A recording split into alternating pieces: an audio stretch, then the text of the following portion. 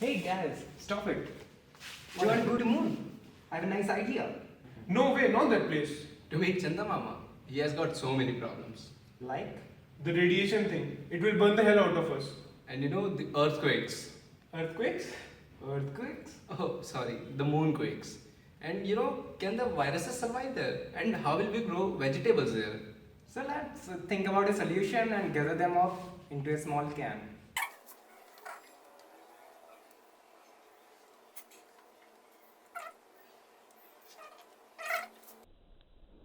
So Aman, how will you save our device from the hyperactive radiation in moon? Okay, come with me, I'll show you. Ginger.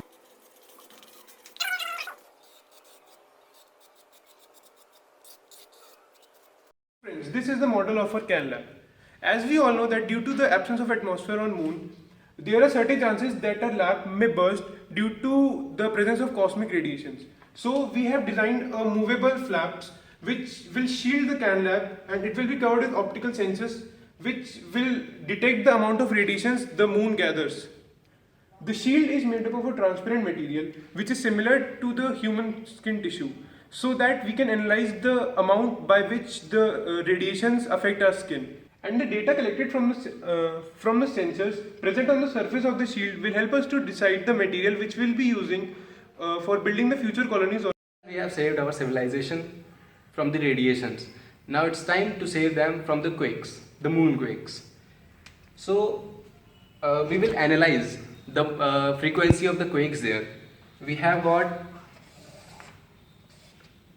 a device like this. This device is filled with ink. We will have a paper here which will note down the waves, and it will tell whether the quakes there are frequent, how large they are, how small they are, so we can analyze it. We have a drill sensor. It will rotate and go into the ground to sense the thermal gradient there, the difference of temperature. It will help us to know whether plants can grow there, whether vegetables can grow there or not. So these devices will help us to analyze the regolith and the building materials there, so that we can establish our colony.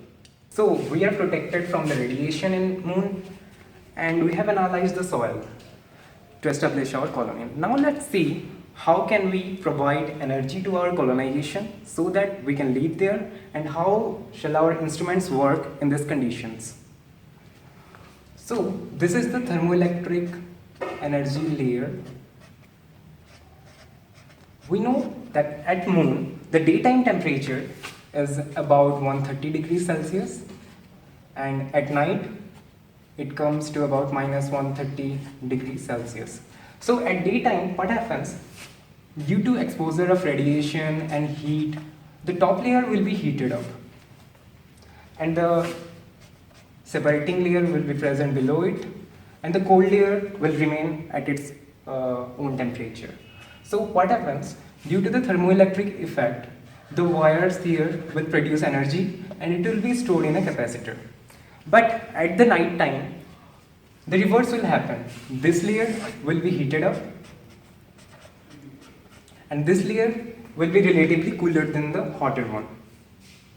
So the reverse temperature will give us reverse energy, and this amount of electricity will again be stored in our capacitor.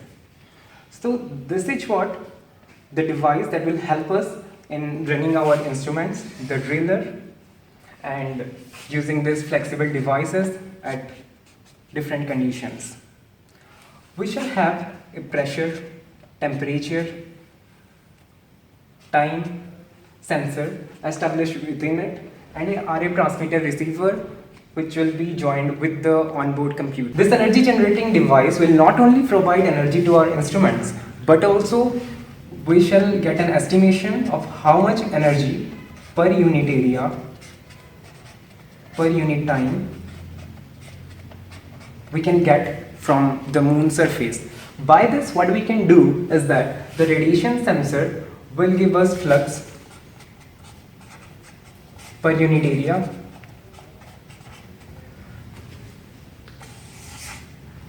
in this particular region.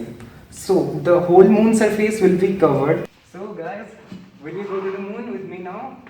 Obviously. We will go all together. Thank you. Thank you very much.